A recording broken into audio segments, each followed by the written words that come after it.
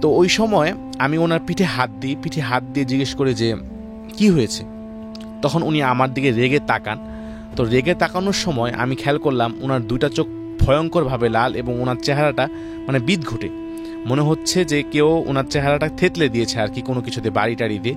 তো ওইটা দেখে আর কি আমি ভয় পেয়ে রিক্সা থেকে পড়ে যাই। পড়ে যাওয়ার পর উনি যে কাজটা করে সেটা হচ্ছে যে রিক্সাটা আমার শরীরের উপর চালিয়ে দেওয়ার ট্রাই করেন, পিছন দিক থেকে ধাক্কা দেন। তো আমার পায়ের উপরে রিক্সাটা উঠে যাওয়ার মতো একটা সিচুয়েশন তৈরি হয়। তো ঝটকা দিয়ে আমি পাটা টান দিই এবং একটা দৌড় দিই, আমার ব্যাগটা নিয়ে একটা দৌড় দিই। ওখানে নিয়ে যাওয়ার পরে আমার ব্যাগটা ওখানে পড়েছিল আর কি।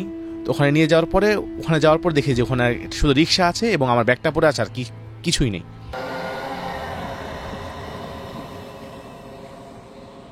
ঘটনাটা হচ্ছে আমি তখন কল্যাণপুর আশরাফুল উলুম একটা মাদ্রাসা আছে, সেই মাদ্রাসায় নাজেরা বিভাগে পড়তাম।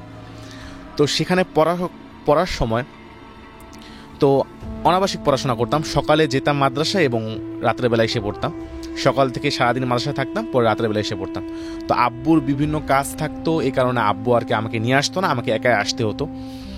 তো মাদ্রাসাটা ছিল কল্যাণপুরের নতুন বাজার থেকে একটু সামনে ভিতরে।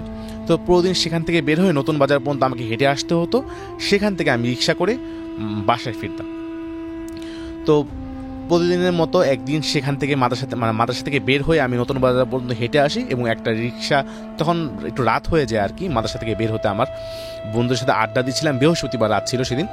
তো মাদ্রাসায় ছাত্ররা হয়তো বা বুঝবে, বৃহস্পতিবার রাতে মাদ্রাসায় মুড়ি খাওয়ার একটা ব্যাপার আছে। তো সেখানে এই মুড়িটুড়ি খেয়ে আর কি রাতে বের হতে একটু দেরি হয়ে যায়, আমার 10:30 11টা বেজে যায়। তো নতুন বাজারে যেয়ে দেখলাম যে সেরকম সেখানে রিক্সা নেই, একটা রিক্সা, বুড়া মতো একজন লোক তিনি সেখানে বসে আছেন। তো আমি ওনাকে বললাম যে মামা যাবেন টোলারবাগে? পরে উনি বললো যে হ্যাঁ যাবো, উঠে। তো উনি যখন উঠেন বলেন তখন আমি দামাদামি করার চিন্তা করলাম না, যে ওই সময়ে কল্যাণপুর নতুন বাজার থেকে টোলারবাগে ভাড়া ছিল আর কি 20 টাকা। তো আমি মনে করলাম এই ভাড়াটাই হয়তো উনি নেবেন আমার কাছ থেকে। তো যাই হোক আমি উঠে পড়লাম, উনি প্যাডেল টানছেন। স্বাভাবিকভাবে নতুন বাজার থেকে টোলারবাগে একটা রাস্তা আছে, সেই রাস্তাটা পার হলে আর কি মেন রোডের পর টোলারবাগ। কিন্তু উনি আমাকে ডান দিক দিয়ে একটা রাস্তা দিয়ে নিয়ে যায়। সেখান থেকে নিয়ে যাওয়ার পরে তো একটা অন্ধকার গলিতে আমরা যাচ্ছিলাম। তখন আমি জিজ্ঞেস করলাম যে মামা এখান থেকে কোথায় যাচ্ছেন? তখন উনি বললো যে সামনে মেন রোডে তো জ্যাম আছে, তো সেখানে দেরি হবে, এই কারণে আমি আপনাকে শর্টকাট দিয়ে নিয়ে যাচ্ছি। আমি বললাম যে আচ্ছা ঠিক আছে।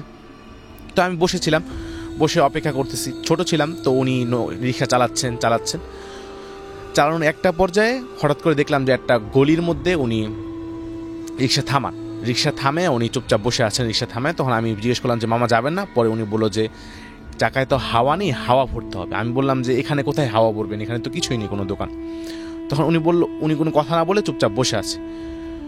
তো ওই সময় আমি ওনার পিঠে হাত দিয়ে জিজ্ঞেস করি যে কি হয়েছে।